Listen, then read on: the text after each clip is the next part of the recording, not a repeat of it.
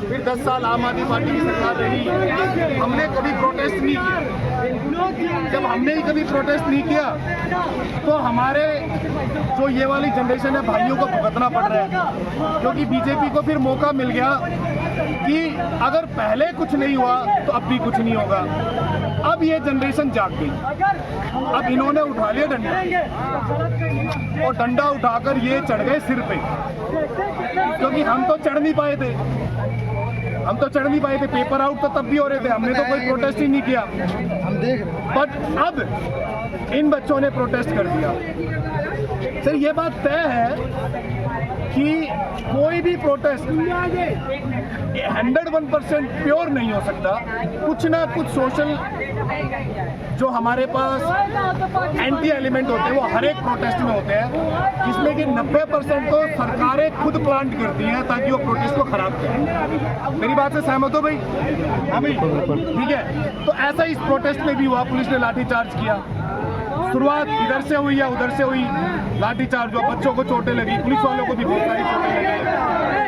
पर धर्मेंद्र प्रधान को 2 दिन के अंदर इस्तीफा दे दिया था, उस पागल ने इस्तीफा दिया नहीं, जिसकी वजह से ये आग अब भड़क गई। अब मेरी धर्मेंद्र प्रधान से तो एक रिक्वेस्ट है कि भाई आके यहाँ पर आप घुटने टेक कर माफी मांग लो और रिजिग्नेशन दे दो। और मैं तुम लोगों को एक बात सिखाना चाहता हूँ, किसी आगे तुम्हें भी प्रोटेस्ट करना पड़ेगा, क्योंकि हो सकता है तुम्हारे साथ भी गलत हो, और जब तक आप प्रोटेस्ट नहीं करोगे, प्रोटेस्ट करने के लिए यहीं आना पड़ेगा, क्योंकि हम लोग दिल्ली में रहते हैं। तो यहाँ आओगे तो प्रोटेस्ट भी करना पड़ेगा।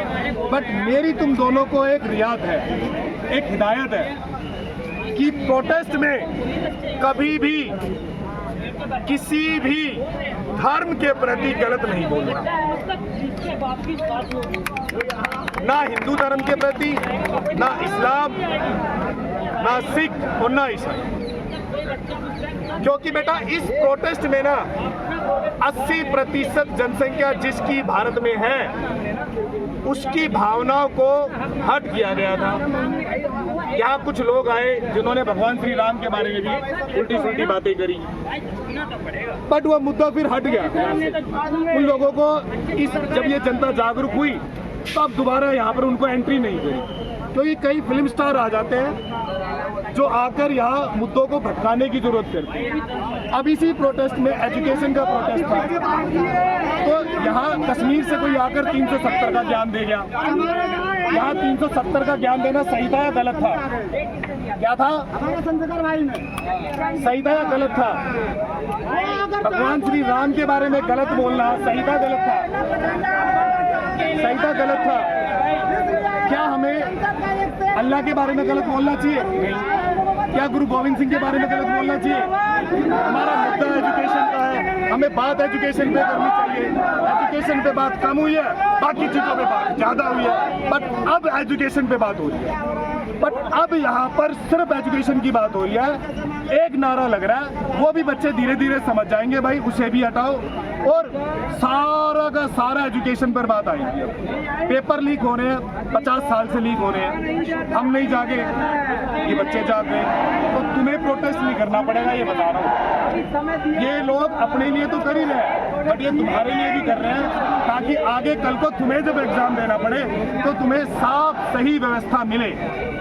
एनटीए से आपको वापिस ले लो, एक बिल्कुल बेस्ट बॉडी बनाओ जो प्रॉपर तरीके से पेपर ले और पेपर आउट ना होने दे।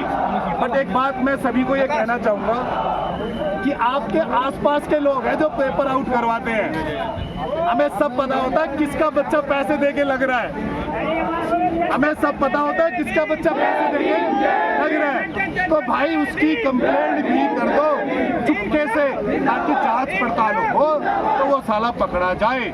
मेरे से पूछ लो, मैं दिल्ली के 10 गांवों के नाम बता सकता हूँ जिनके बच्चे पैसे देकर DSSB में टीचर लगे हुए हैं, पैसे देकर दिल्ली पुलिस में कांस्टेबल लगे हुए हैं, पैसे देकर SSC में लगे हुए हैं, बट वो रात गई बात गई। बट आगे आप लोगों को ऐसा नहीं होना चाहिए। मैं हिम्मत नहीं कर पाया ये कभी बताने की, क्योंकि कोई साधन नहीं था।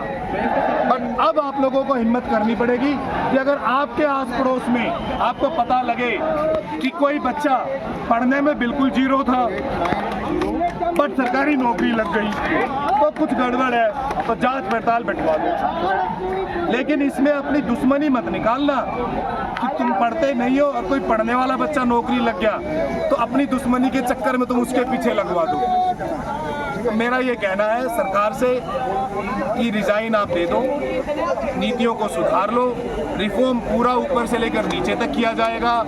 सिर्फ एक धर्मेंद्र प्रधान की रेजिग्नेशन से ये सिस्टम नहीं सुधर सकता। सिस्टम की कड़ी ऊपर से लेकर नीचे तक घूसखोर हो चुकी है। एक एक कड़ी को जोड़ना पड़ेगा, एक एक कड़ी को खंगालना पड़ेगा, हर बंदे को सजा देनी पड़ेगी और सबसे बड़ी सजा उनको देनी चाहिए जिनके 20-20 लाख रुपए मरे हैं। बस ये ध्यान रखना।